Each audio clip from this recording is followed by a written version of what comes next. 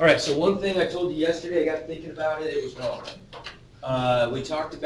Yesterday we talked about this one where this Michael took 12 tests, lowest test score had been a 78, highest test score had been a 98.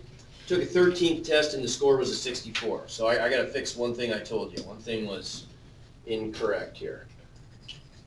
So yes, the mean is going to be pulled down by the low score. So the mean's going to decrease for sure. The median, we don't know. We talked about that yesterday. But we talked very briefly about every day this period. Jinx it, Chris. Mm-hmm.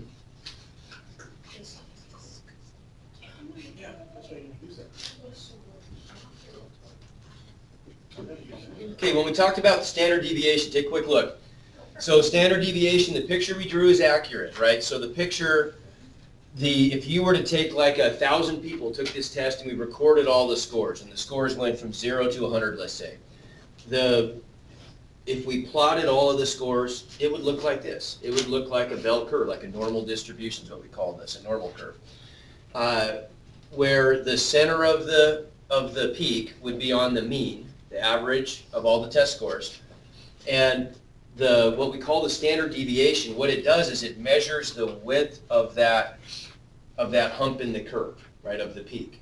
It tells it how wide does it need to be to include 68% of all of the scores, right? So there could be different profiles. You could have, like, for example, if everybody did very similarly on the test, it would look more like this. It would look more like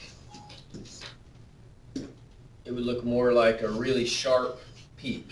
It wouldn't be very wide. So the standard deviation would be small because it's going to be packed together. If there was a really wide variation in how people scored, it would look more like that. And you'd have a larger standard deviation because the standard deviation measures the width of that curve, right?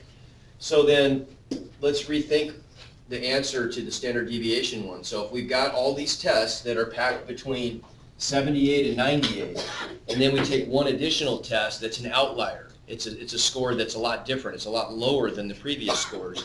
What do you think that's going to do to the shape of the curve? Is it going to make it skinnier and taller, or is it going to tend to spread the curve out? It's going to spread it out. Yeah, it's going to make the curve wider, which means that the standard deviation should be increased, right? Not decreased.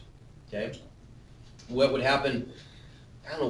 What I was looking at yesterday is where the center of the normal curve would be, and the center would get smaller. The score would get lower. That line would get dragged down.